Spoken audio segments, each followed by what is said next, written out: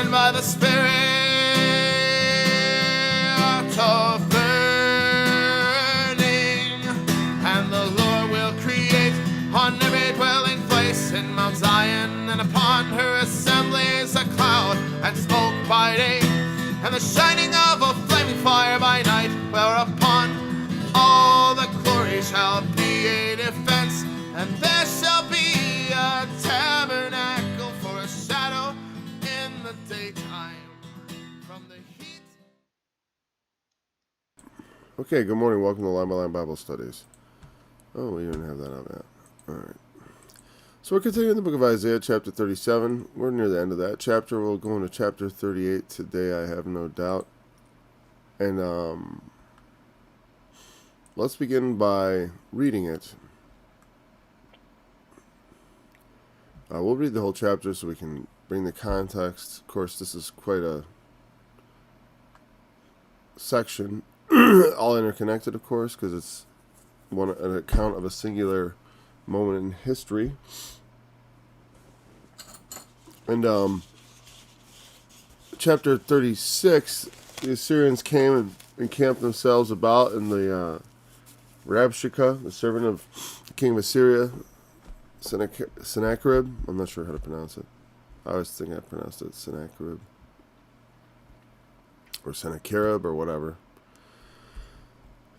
It probably has vowel sounds or consonant sounds we don't use anymore in it. And so there's a lot of threats exchanged. And the servants of King Hezekiah come to him with their clothes torn to bring the message. And it came to pass, when King Hezekiah heard it, that he rent his clothes and covered himself with sackcloth, and went into the house of the Lord. And he said to Eliakim, who was over the household, and Shebna the scribe, and the elders of the priests covered with sackcloth, unto Isaiah the prophet, the son of Amos. All right, and they said unto him, Thus saith Hezekiah, this day is a day of trouble, and of rebuke, and of blasphemy. For the children are come to the birth, and there is not strength to bring forth. It may be the Lord thy God will hear the words of Rabshakeh, whom the king of Assyria his master hath sent to reproach the living God, and will reprove the words which the Lord thy God hath heard. Wherefore lift up thy prayer for the remnant that is left. So the servants of King Hezekiah came to Isaiah, and Isaiah said unto them, Thus shall ye say to your master, Thus saith the Lord, Be not afraid of the words that thou hast heard, wherewith the servants of the king of Assyria have blasphemed me. Behold, I will send a blast upon him, and he shall hear a rumor, and return to his own land, and I will cause him to fall by the sword in his own land. So Rabshakeh returned, and found the king of Assyria warring against Libnah. For he had heard that he was departed from Lachish. And he heard say concerning Tirhakah, king of Ethiopia, He is come forth to make war with thee. And when he heard it, he sent messengers to Hezekiah, saying, Thus shall ye speak to Hezekiah, king of Judah, saying. Let's pause 1 second. This is the other part. I never talk much about the blast. I'm not sure exactly what that means, but when you think about what happens next, it's obvious that maybe something's lost in translation, but it seems to be that the rumor is the thing that he's blasted with, so to speak. It's not a... And we could look... I'm going to briefly look that up, just because I won't be back again for a while. Hold on. Just that one word, and we'll continue with the king of Assyria's response. Oh, wrong there. And then, it's around about the earlier part, verse 7. A blast. Oh, ruach. I should have just looked that up. That's spirit. Yeah, now that makes sense. I will send a spirit upon him, and he shall hear a rumor. That makes sense. A blast sounds like I'm going to shoot him with some powerful winds and knock him over. But no, it's just going to send a spirit. Spirits are hard to define, even in the Bible. I mean, with pinpoint accuracy, let's say. Because they do serve, the word spirit and the idea of spirits serves so many purposes. You know, we even have the Holy Spirit, who we worship as God, because he is God. But is considered to be, and I always found it, the Father and Son made a lot of sense. But the Holy Spirit as a third partner in that was, scripturally, there's less, there's just a bit less to work with. But it's like, of course, because God is a spirit. And they who come to him must come to him in spirit and in truth. And the way in which man is most like God is we share his breath. You know? He breathed into us the breath of life so that we would be alive. And we're made in his image. But I mean, that is more than an external appearance. You know, we are a pattern after God himself. The pattern with which he has always been patterned. You know, it's his pattern. Okay, back to Isaiah, the blast. I'm disappointed I missed that at that time, but we got it before we moved past, because I read it again and I'm like, why didn't I look up that word? Because that's most certainly not a good translation. All right. Now, here's where the king of Assyria responds to Hezekiah after hearing these rumors and being had a kind of a spirit. Spirits can be, like I said, I've often talked about, you hear about the spirit of the times, or people get caught up in a certain spirit, and it's often very powerful. You know? It can, like, last winter, I felt very powerfully the draw that drew people to Washington on January 6th. I wasn't in contact with anybody about it, but I just felt like watching and like, you know, like I felt strongly like, yeah, there's something pulling me there. Didn't go.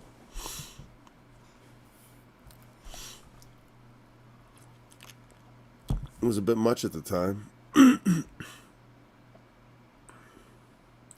don't regret not going. I think it was the right move. Because I knew what the Spirit was going to do there.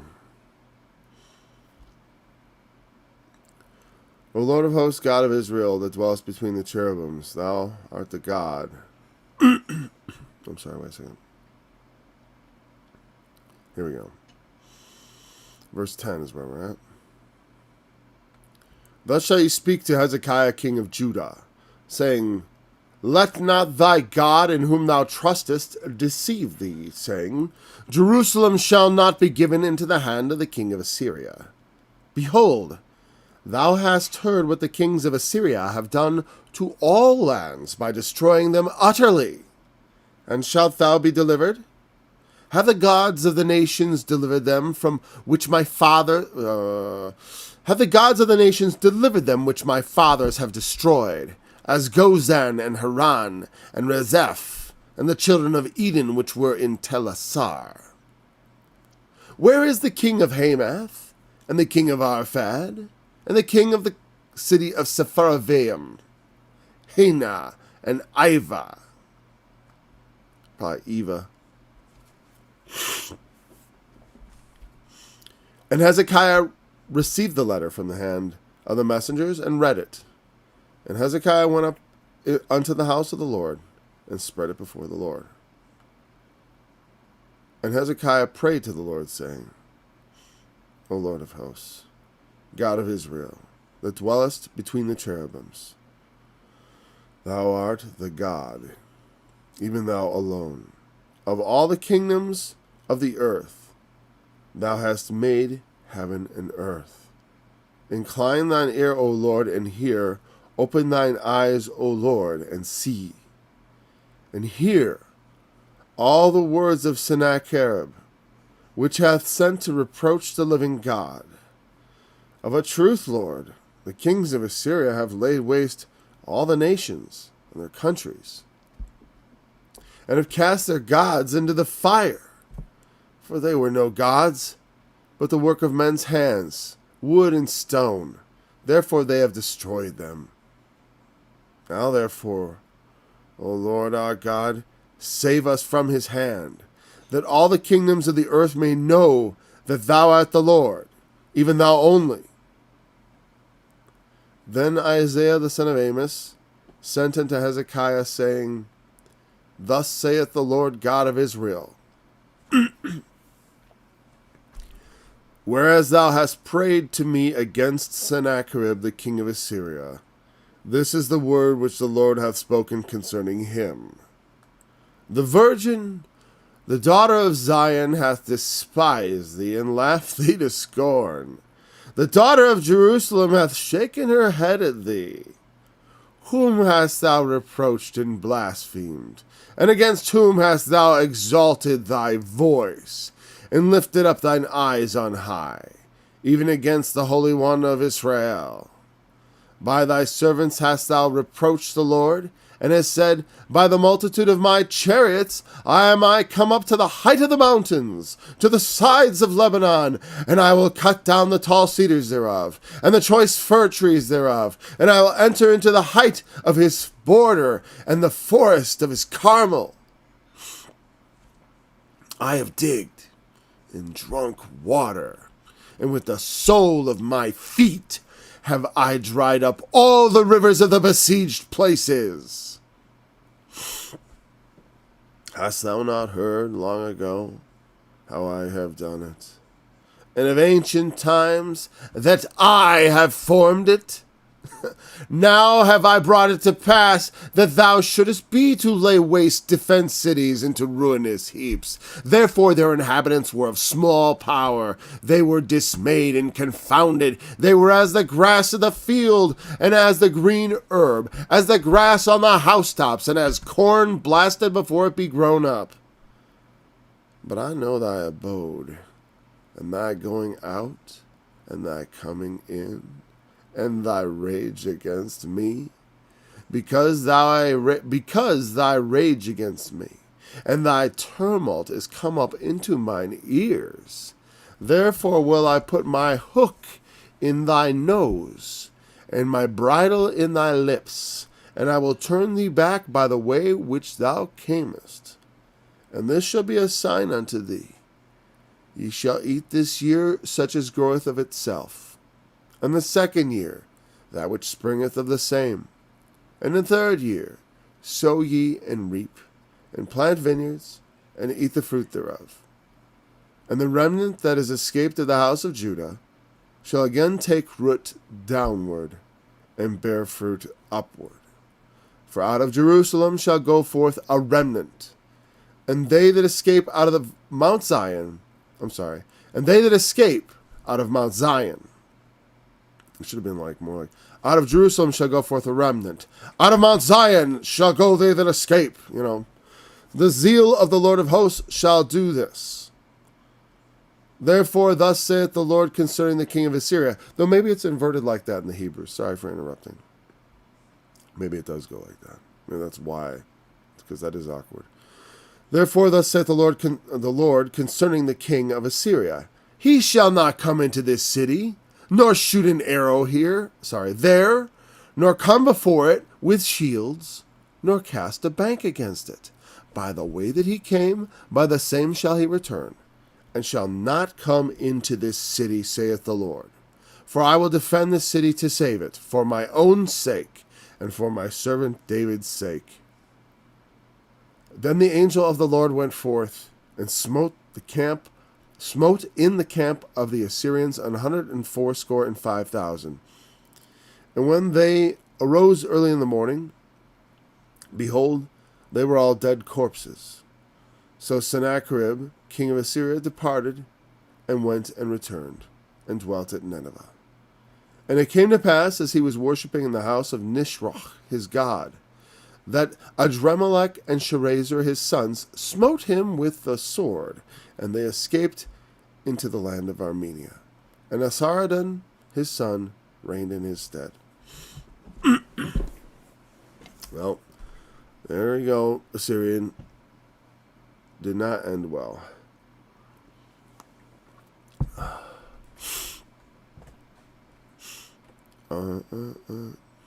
So, yeah, these breaks actually helped me a lot. Little breaks I put in there. Okay, so we were picking up at verse 30. You know, as I read it once again, I wanted to just start commenting all over again on the first 29 verses. But we won't. Not as much as they don't relate to what we're talking about here. But we now have it back in our memory, and our short-term memory is now fully loaded with this chapter, so there we go. And this shall be a sign unto thee. Ye shall eat this year such as groweth out of itself. And the second year... Oh, let me mute this.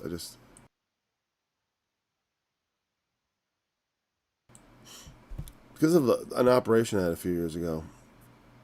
Actually, the inside of my sinuses every morning have scabs, which I remove. And then it's a mystery of like, will my nostrils be dry? Well, today I have a slightly runny nose for some reason. Don't know why. Don't have a cold. Occasionally I have allergies, but okay. There we go. It's probably a tiny piece of dust. At least I'm not sneezing my brains off like the other day. So for that, I am very thankful. Okay, so the second year, I just want to make sure I unmuted it. That would be a real bummer. Okay, because that's happened. All right, the second year is that which springeth of the same, and the third year, sow, reap, and plant vineyards. Yeah, because this will be a sign. This is how it's going to go.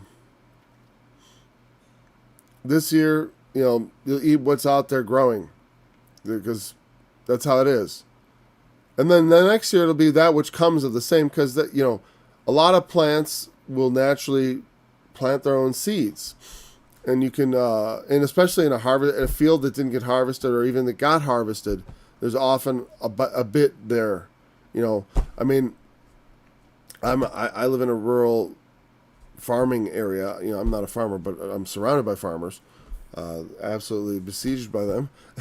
And then so I'll see like a soybean field that was not a soybean field last year, and often you will see corn shooting up in the midst of the beans. Not tons, because this is modern farming and they're very precise about everything, and so there's not a lot of this.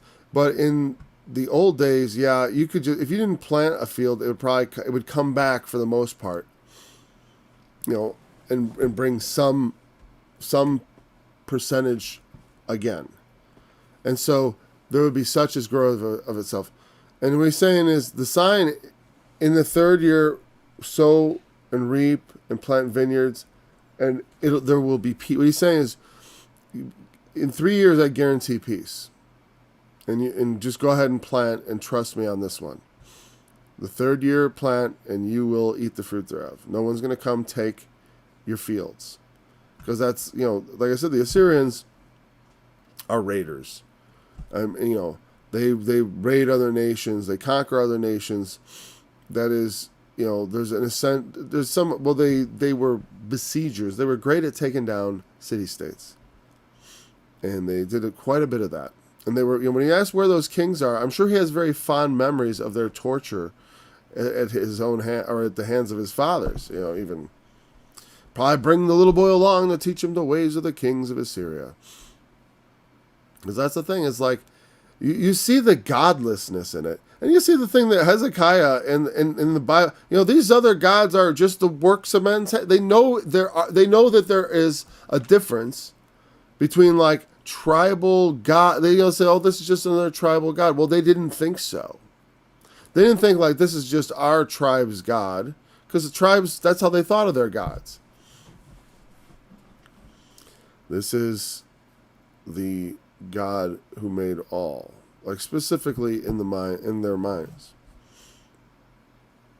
If like you consider the Greek gods, like Zeus and Hera and all, none of those are creators of the world. I mean, they're not the maker. The maker they don't even get to a maker as far as I think in their, like Jupiter is the father of the gods, and then because or Saturn or whatever. I forgot what the names. Zeus in the Greek version versus Jupiter in the Roman version. I always just think of the planets because that's Saturn I know is the father of Jupiter, but they're not the creators even there. And also, they're not immortal. Like they can be killed. They're immortal. Well, I guess Jupiter isn't destroyed. I mean, whatever. He's like imprisoned or whatever. But the point is, the gods of the heathen were like unto men. That's one of the things Paul says. They made their gods like unto corruptible man. And it's an interesting thing that people did that, because in a sense it sort of says that they also recognize that God is made in our image, but they just also project unto God the depravity of man and the sinfulness of man, which of course is the wrong idea. The idea that we understand right and wrong, like God imparts that to us somewhat through our conscience, because our conscience bears witness. Okay. So so that shall be the sign. When you will in 3 years you will have peace, and when it comes, that's the thing. Is like, well, don't I need a sign? You have to actually see it happen. A sign is best taken when it actually, because it has to occur. If it gives some time, I'm not going to give you an immediate sign. The immediate sign is, I'm going to smite the camp of the Assyrians. He's talking about a sign of the peace that comes. It's funny because the sign he gives is like, I don't know. Wait a second. And this should be a sign to thee. I feel like period. And then like the sign is actually when he smites the king of Assyria. Because to me that's a sufficient sign that the army has. Oh, look at the army's gone. The king of Assyria has departed. That would be an immediate reward. I do like those sort of the 3-year thing. It's fun. That's why that strikes me as odd, and I'm a little bit. Am I missing something here? Is this a little bit of more of a? I would not. If someone came to me with an idea of like some alternative sort of meaning of this, like almost like as if it was a parable. But I'm just. It seems like the meaning of the parable would be verse 31. And verse 31 and 2. I mean, because that's what he's obviously talking about. The remnant that is escaped of the house of Judah shall again take root downward and bear fruit upward.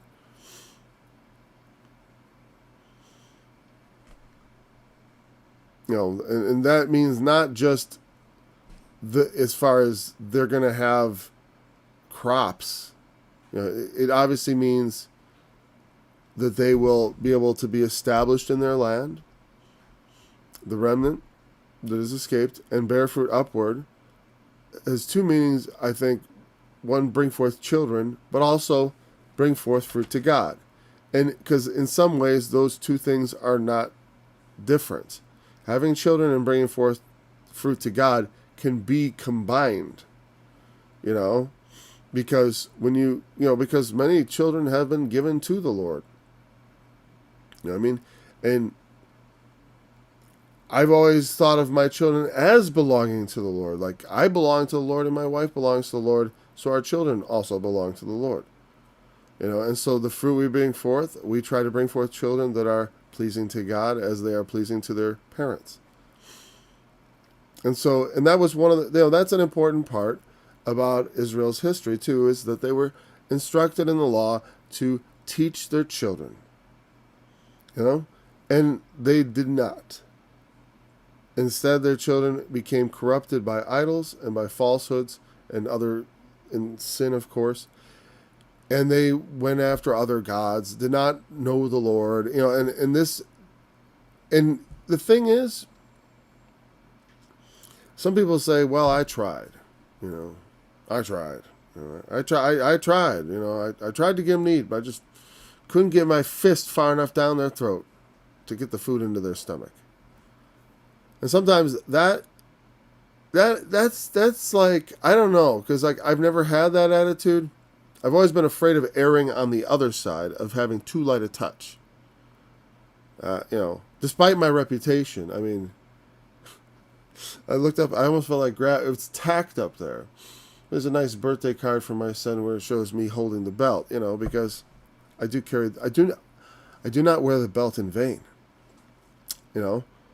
It's like the belt is there for a purpose, not just to hold my pants up, but it's a ready instrument, which I almost never use. But the thing is, but the most important thing is that it's there. Well, you want to bring forth. The scripture tells us we need to discipline our children, make them.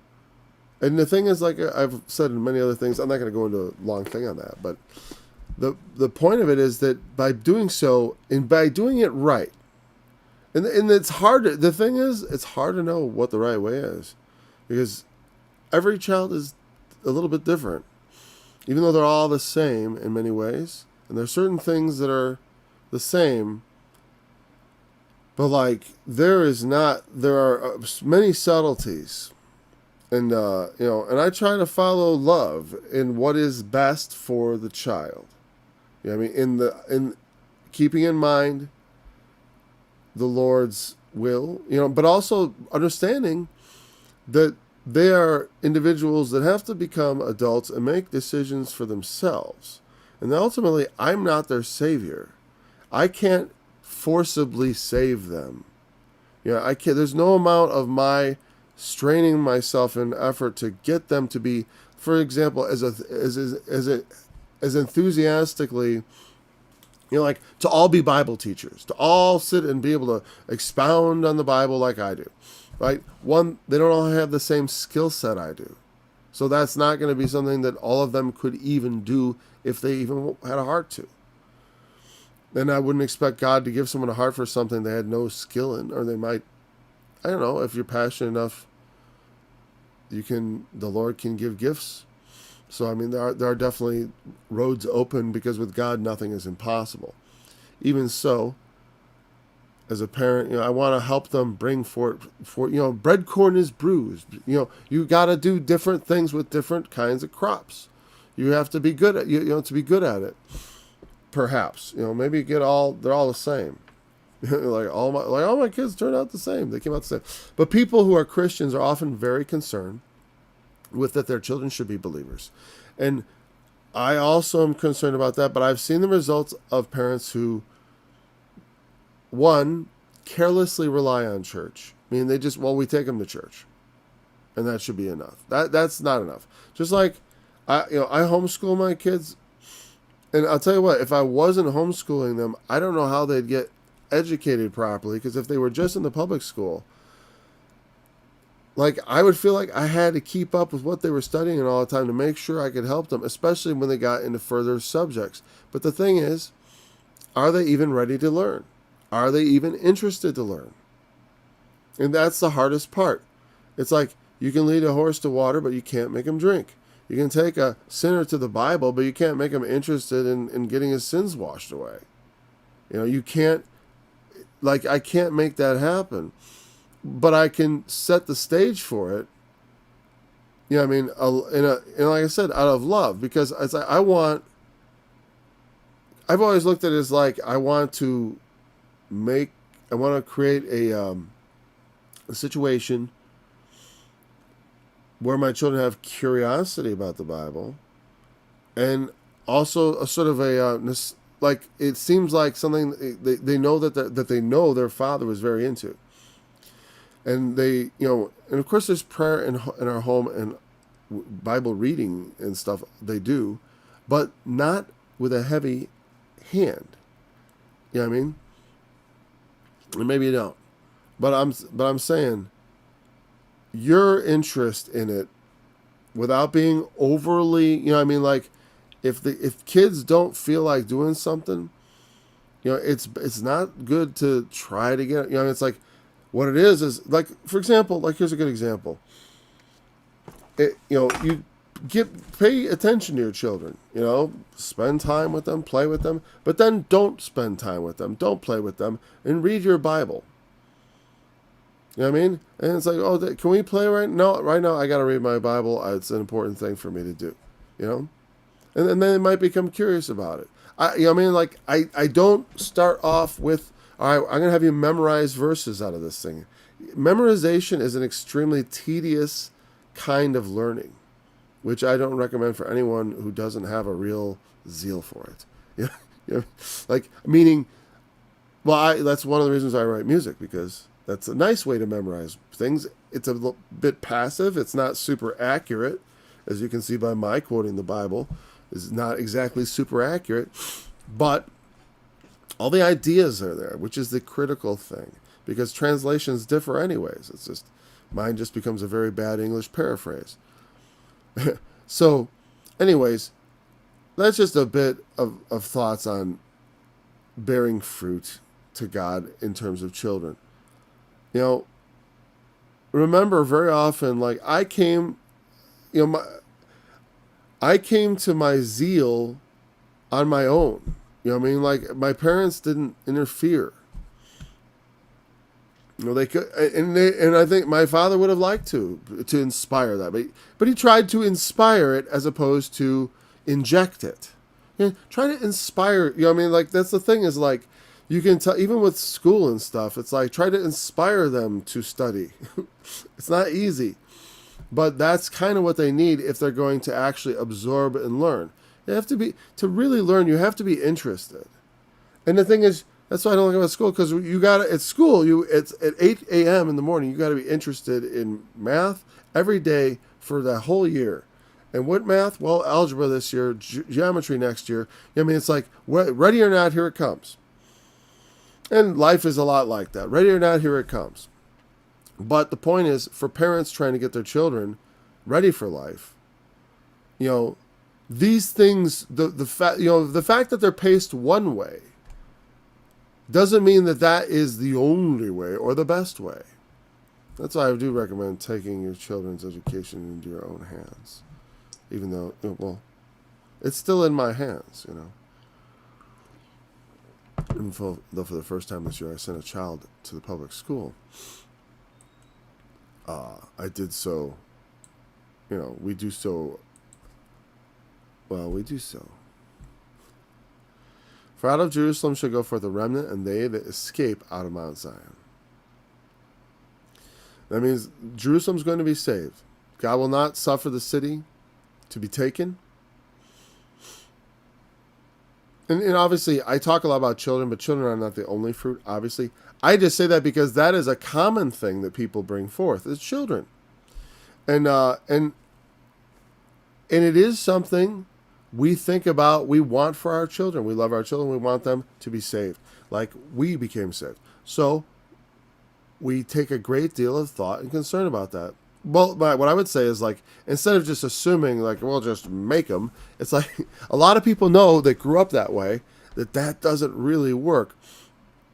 They may come back later, but, you will have a hard time with that kid in the middle. And they may not come back. They often don't, I know plenty of kids that grew up in the church and, have not come back. Show no signs of coming back. Well, there have been people who, certainly there are notable atheists and such who are in very high pressure kind of churches, the way it sounds to me. Because when they talk about stuff, I'm like, that's not, no wonder you kind of lost it a bit there. It does seem a bit wacky. Yeah.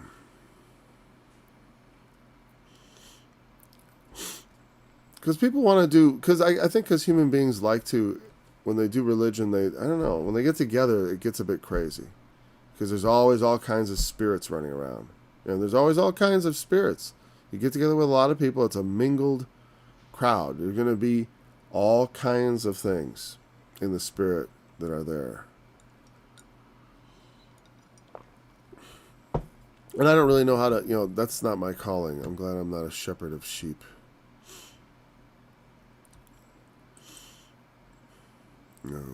No, kind of the opposite. Therefore, thus saith the Lord concerning the king of Assyria. Well, do I say anything more about the remnant? Well, of course, historically, absolutely, this is what we've been talking about the whole time, is that there would be a remnant, and that would become the new nation of Judah. Israel would be no more. And the Samaritans would come in. But but you got to remember, Israel as a nation is no more. But there was already a remnant here and there of different tribes in Israel, and it's evidenced in the New Testament when you see that there's people from the tribe of Simeon, and also mentioned the tribe of Asher, and of course Benjamin and Levi, beyond just the tribe of Judah. Those are all ones that are mentioned. Paul himself was a Benjamite. The tribe of Benjamin, of course, is included with Judah, but also very small remnants of other tribes.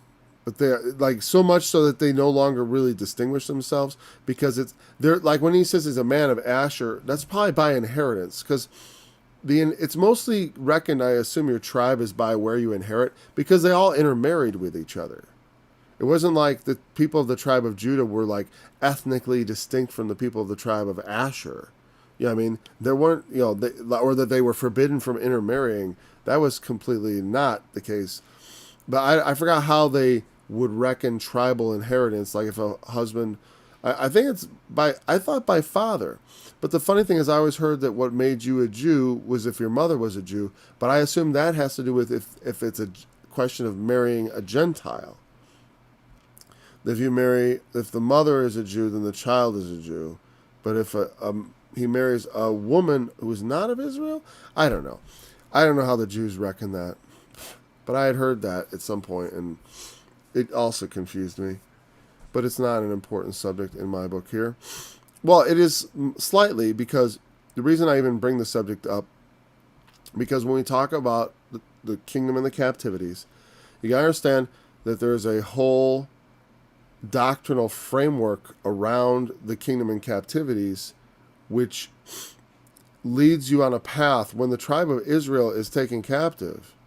According to this construction of fabricated history, because it's not true, they then, in some form, meaning like as a nation, they migrated over the Caucasus Mountains, becoming known as the Caucasians. Of course, I don't know when we became known as Caucasians. I think that's later. Meaning, I don't think at the time they ever called, like, the idea of calling white people Caucasians came into being hundreds of years later. Okay, so maybe thousands, actually. And so they migrated north over the Caucasus Mountains and then into Europe, and populating what was, I guess, a mostly empty country is the way they would look at it. And here's the thing.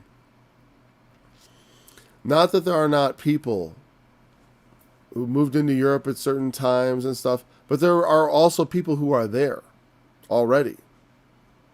And those populations intermingled, they mixed. It was not, sometimes they fought, right? Sometimes they mixed.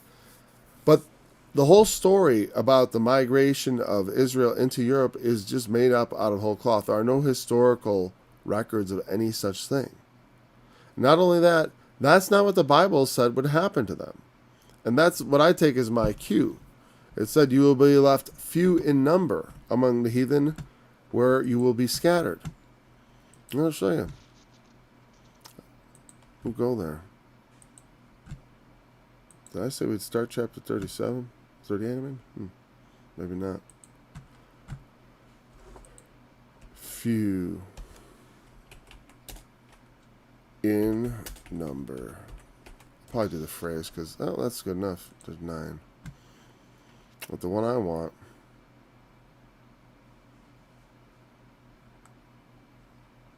let's see. Deuteronomy 20 is one place.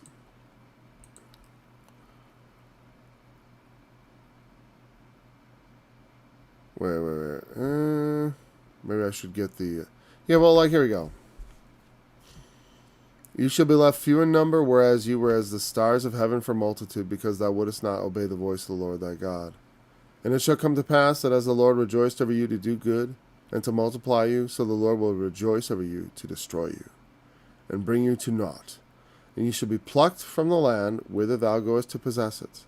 And the Lord shall scatter thee among all people, from the one end of the earth to the other. And there thou shalt serve other gods, which neither thou nor thy fathers have known, even wood and stone. And among these nations thou shalt find no ease, neither shall the sole of thy foot have rest, but the Lord shall give thee there the trembling heart, and failing eyes, and sorrow of mind. Hold on. And then, thy life shall hang in doubt before thee, and thou shalt fear day and night, shall not know thy assurance of thy life. In the morning thou shalt say, would to God it were even, and at even thou shalt say, would to God it were morning. For the fear of thine heart wherewith thou shalt fear, and the sight of thine eyes wherewith thou shalt see. And the Lord shall bring thee into Egypt again with ships. Where is that? By the way whereof I spoke unto thee, thou shalt see it no more again, and there shalt thou be sold to your enemies for bondmen and bondwomen, and no man shall buy you. That means redeem. That's not the actual verse I want, but that's good. That was explaining, like, what's going to happen when you disobey the Lord? You will be scattered among the heathen. Among the heathen. Wait, is that... Okay. Let's see. You shall perish among the heathen. Yeah, that's another one. Because one of the claims of the Anglo-Israelites was that, yeah, those people who were taken captive, they then became Israel and the white race and all this stuff. And it's this Anglo-Israelite doctrine. But the thing is, those were the people who God was punishing and rejecting.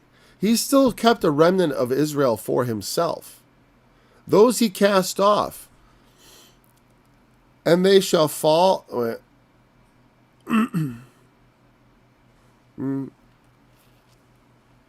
This is a good...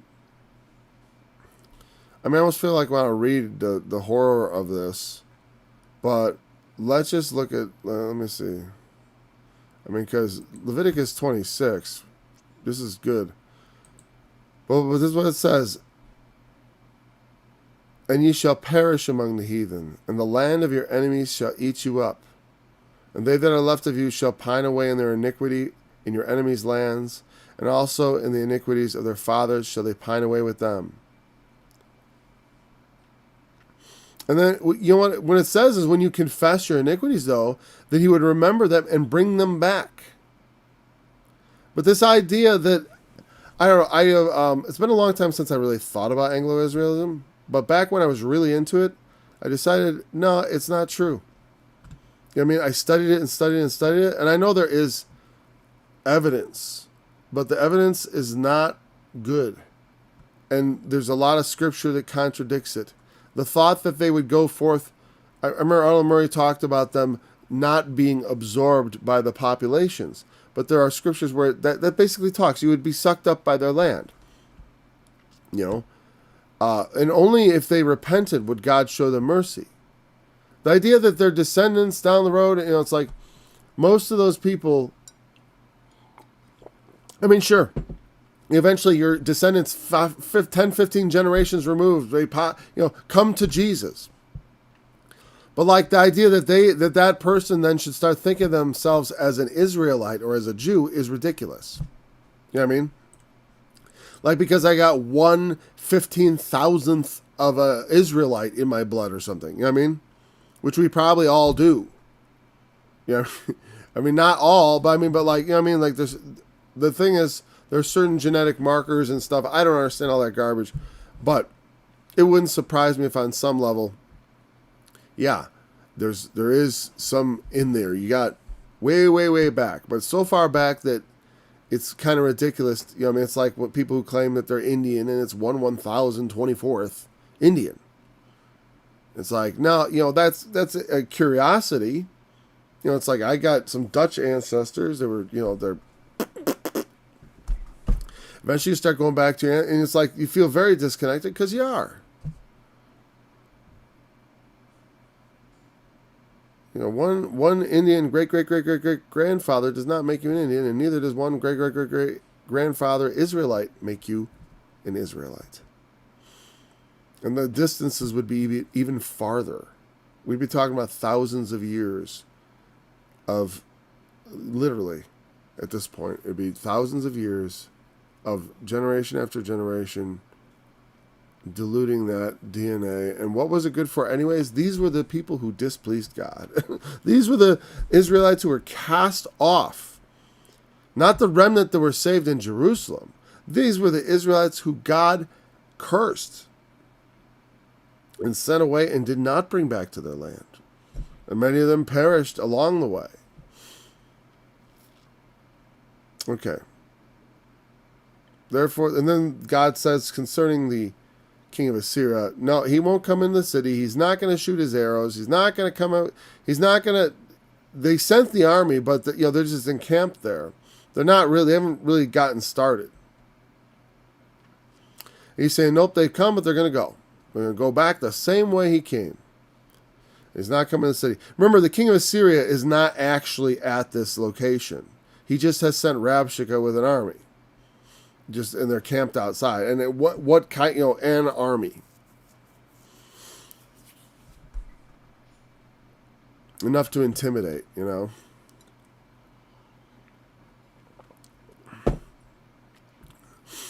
For I will defend this city to save it for my own sake and for my servant David's sake. For my sake, because they blaspheme me, and because I want to spare my city, and for my servant David, the man I have chosen. And in the end, that also is a reference to Christ. But for Christ's sake. Because he is the anointed. That is, David was God's anointed. The king of Israel is God's anointed. Jesus is the son of David. And he is Lord of the city. He is the king that God will install in Jerusalem. So it's for Jerusalem and for the king of Jerusalem.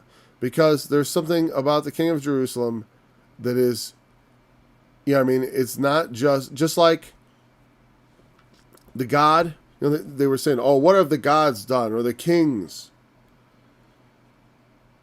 My servant David is Hezekiah here. But it becomes Christ. Because ultimately that is what it points to. O son of David. The angel of the Lord went forth. The angel of the Lord went forth and smote the camp of the Assyrians 185,000.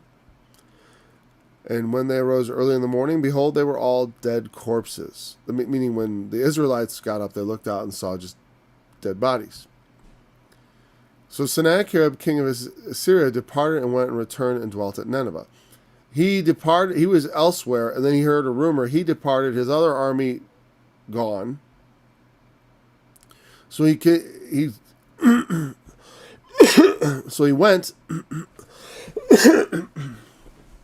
back to Assyria, where now he's worshiping the house of Nisroch, his god. He goes to the house of his god, and in that very place, Adremelech and Sharezer, his sons, two of his sons, obviously he's got a number of them, stab him. And then they run into the land of Armenia, which makes sense because that's just north from Assyria, Armenia, another ancient Christian people that are persecuted. And Esarhaddon, his son, reigned in his stead. Esarhaddon becomes king of Assyria.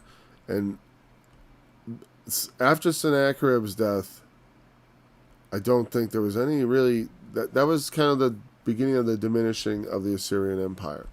It persisted for a while, but was overtaken by the Babylonians, who we're about to see in the chapter 39, actually. I don't think... Yeah, they come along in chapter 39. There's some stuff that happens. So, that's the end of this part. I guess we still have about 10 minutes, but let's see. Well, there's a lot of clever things you could say about his fate, being dying at the hands of his own sons. And we talk about bringing forth fruit. I mean, it's like, there you go. What kind of sons did you bring forth, Father? Mr. Sennacherib. His rage against God, the Creator. Because God, what does God represent? Not just any God, not just some power, but the power that created the heavens and earth and ordered them, and also that demands right behavior. It's the thing in us that says things are not what He's given us. Our conscience tells us that we know certain things are just wrong. Like if I work all day on something and someone comes and smashes it, we know. If we use, because we would say, hey, we would be offended on our own behalf. And we're intelligent enough to know that if I'm offended on my own behalf, the other person. Now, a lot of people choose not to have any empathy for others. Fathers are supposed to teach empathy because it's the first other person other than mother is nothing but sympathy. She is empathetic towards the child and takes care of it and sees to its every need because that's what they're supposed to do. But a father is an other. It's the first other person a child really has to deal with. And it should be an encounter that teaches them that, I should be respectful of other people's, space, things, persons, because, and Father can give them a lot of becauses. Because we have the ways. Even by nature, children are more mindful of their fathers. That's why even weak fathers, the mother will say, he listens to him, but not to me. Because there is a certain degree to which it's just automatic, because you're not your mother. You're not their mother. And you can never do what mothers do as a father. You can't. And by the same token, a mother can never be a father. They always say, I'll be mom and dad. It's like, you end up, you won't make a good dad. That's all. Might make a good mom, but chances are if you're trying to do two things at once, you'll do both badly. It's like, multitasking. It'd be like me trying to do a Bible study and at the same time balance my checkbook. Could I manage it in the same time frame, meaning I give myself an hour? Can I have a Bible study and do a checkbook? Yeah, but I'm going to do both badly. It's going to take me a lot longer to do that checkbook than it should. And the Bible study will be constantly interrupted by me looking over and trying to do math. Maybe we should finish up just by reading the next chapter. Because I don't think I have anything more to say about that. Well, I would say this. I know that the Assyrian accounts differ. That used to bother me. It's like they don't agree, but not bother me a lot. But maybe what's true? I assume the Bible is the correct account, and maybe the number is different or what? Because sometimes the numbers get. It's one of the things that gets a little off in not translation, but in transcription. There are certain places where people think that perhaps this number, just because it doesn't make sense. I don't know if this is one of those places. I forgot whether it was one. It was like whether it was like 200,000, but it was like there weren't that many. No one would have even imagined that there were that many people in that city at that time. There were no cities in Israel with 200,000 people. You know what I mean? And so it was, and so there was like, no, it was actually 250, not 250,000. And it was just a miss, it was, like someone puts an extra zero, but except someone puts just 1,000 in there on possibly accident. Because there's no reason it doesn't improve anything. It does make it sound like a tall tale. The Assyrians here, I don't think that sounds ridiculous as far as for an army, though that is a sizable army that he would send there without, maybe just in a preparation. Also, it's like, I don't know. But the point is, they're all dead. And so the Assyrians leave. But he was already leaving because of the rumor, And so he was leaving, and then the army he had left at Jerusalem, he says, "Oh, don't think I might be distracted for a minute, but I'll be back." And then the army's gone, and he's just like, and at that point, he runs back to Assyria, claiming victory, because he hasn't exactly been defeated, not in battle. You know what I mean? And the thing at Jerusalem, like, how can he exactly explain it? Because did the Jews defeat you? Not exactly. It's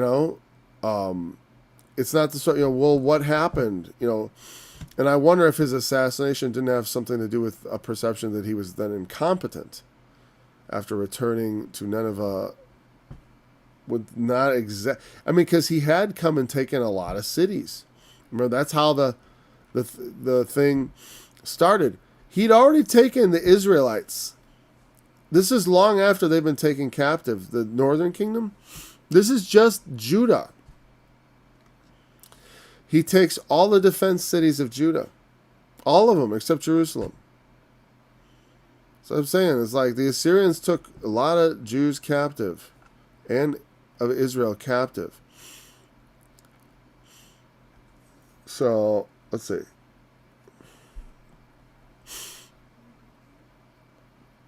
Mm, 38. In those days was Hezekiah sick unto death. And Isaiah the prophet, the son of Amos, came unto him and said unto him, Thus saith the Lord, Set thine house in order, for thou shalt die and not live.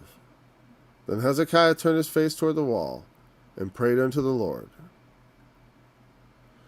and said, Remember now, O Lord, I beseech you, how I have walked before thee in truth and with a perfect heart, and have done that which is good in thy sight. And Hezekiah wept sore.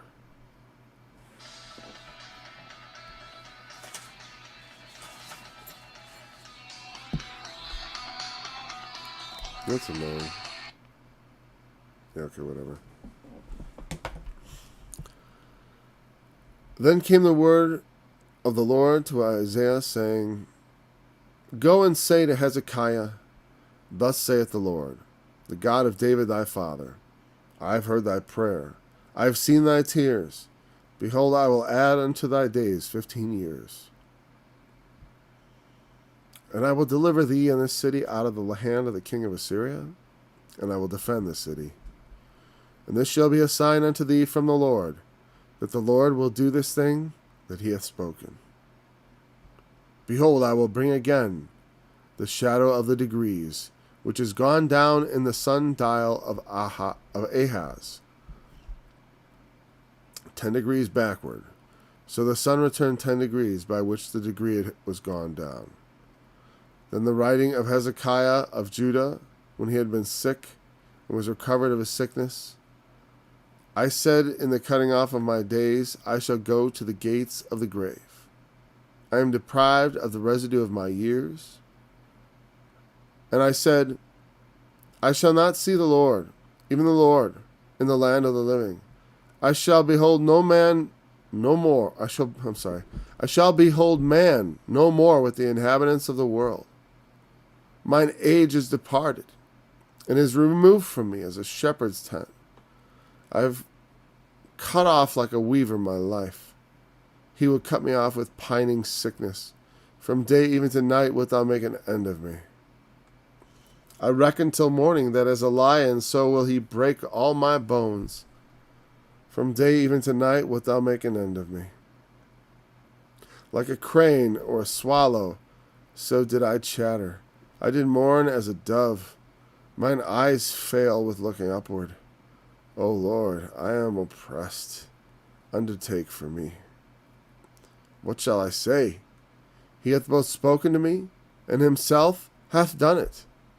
I shall go softly all my years in the bitterness of my soul. O Lord, by these things men live, and by all these things is the life of my spirit. So wilt thou recover me, and make me to live. Behold, for peace I had great bitterness, but thou hast in love to my soul delivered it from the pit of corruption. For thou hast cast all my sins behind thy back. For the grave cannot praise thee, death cannot celebrate thee. They that go down into the pit cannot hope for thy truth. The living, he shall praise thee, as I do this day. The Father to the children shall make known thy truth. The Lord was ready to save me, therefore we will sing my songs to the stringed instruments all the days of our life in the house of the Lord. For Isaiah had said, let them take a lump of figs, and lay it for a plaster upon the boil, and he shall recover. Hezekiah also had said, what is the sign that I shall go up to the house of the Lord? Weird last verse there, right? That's kind of a strange. So it goes back. What is the sign?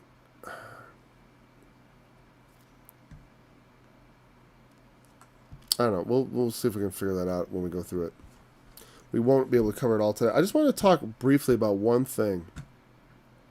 That was in my mind the whole time as we read it.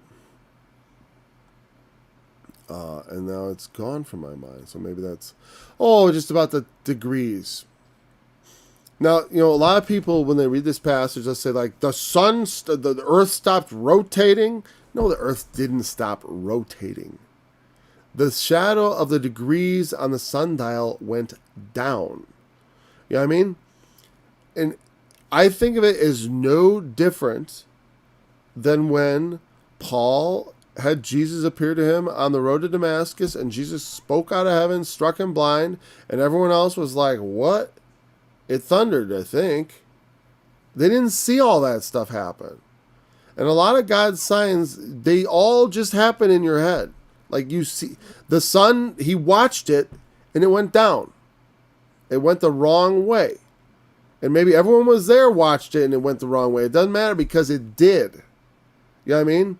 It didn't say that the earth stopped rotating for 15 minutes. It said that the shadow on the degrees went down, and the sun returned 10 degrees. Maybe they visually saw the sun in the sky return 10 degrees. It doesn't matter. Because it doesn't mean that the earth stopped rotating. It means that's what they saw. Because these are signs. God gives them. You know what I mean? Well, can God stop the earth? Yeah. Did he? I don't think that's the likely explanation.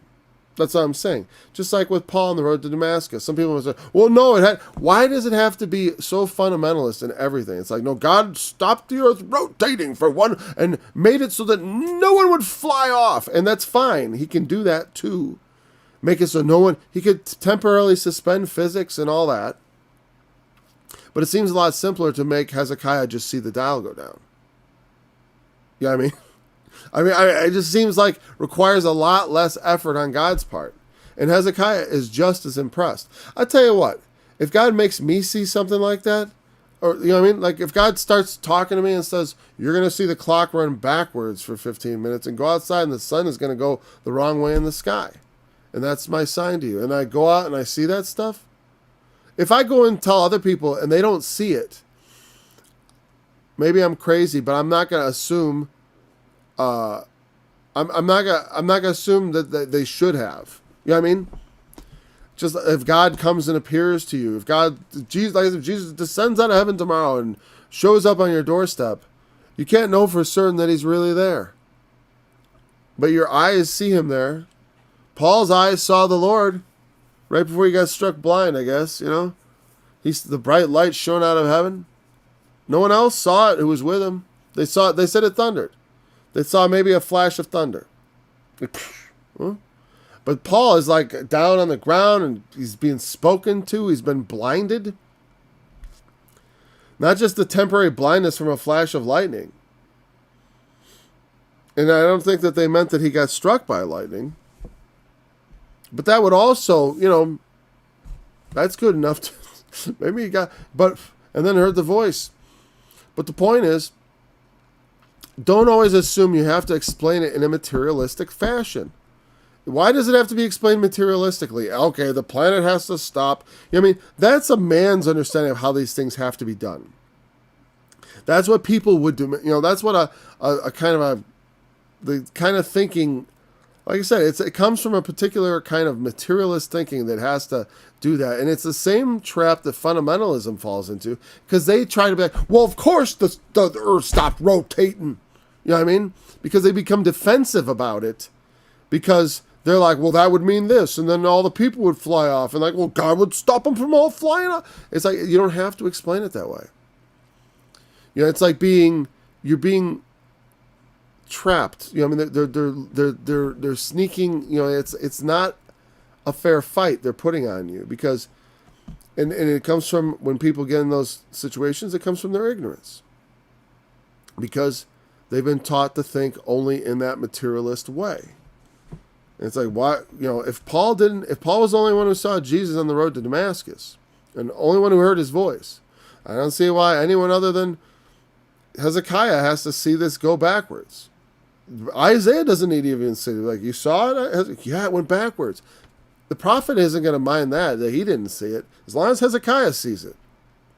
Because God's given Hezekiah a sign. God gives you a sign like that, you would believe it too. I don't care who you are, scientist or no. Especially a shadow, something like that. A clock running backwards. Well, I could think of a lot of reasons why that might run backwards. It could be someone messing with it. There's all kinds of things that can make electronics go backwards. But the shadow on a sundial, I'm afraid not. If you see that going backwards, you probably need to have your vision checked, right? That's what they would say. Or maybe your brain checked, because that doesn't happen. But the thing is, sometimes things do happen that aren't supposed to happen. It's because God is real, and he has power to change things in the world and distort the very nature of reality as you perceive it.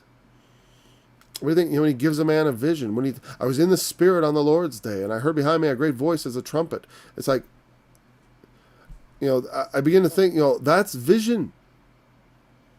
He sees those things, but he sees them how? Look at the way he relates them. Does it sound like a news report? Not exactly. Anyways, thanks for joining this study. We'll get more in depth into this chapter 38 tomorrow. We'll just call it starting at verse 1. Until then, here we go. And shall have purged the blood of Jerusalem from the midst thereof by the spirit of judgment and by the spirit of burning. And the Lord will create on every dwelling place in Mount Zion, and upon her assemblies a cloud and smoke by day, and the shining of a flaming fire by night, whereupon all the glory shall be a defense, and there shall be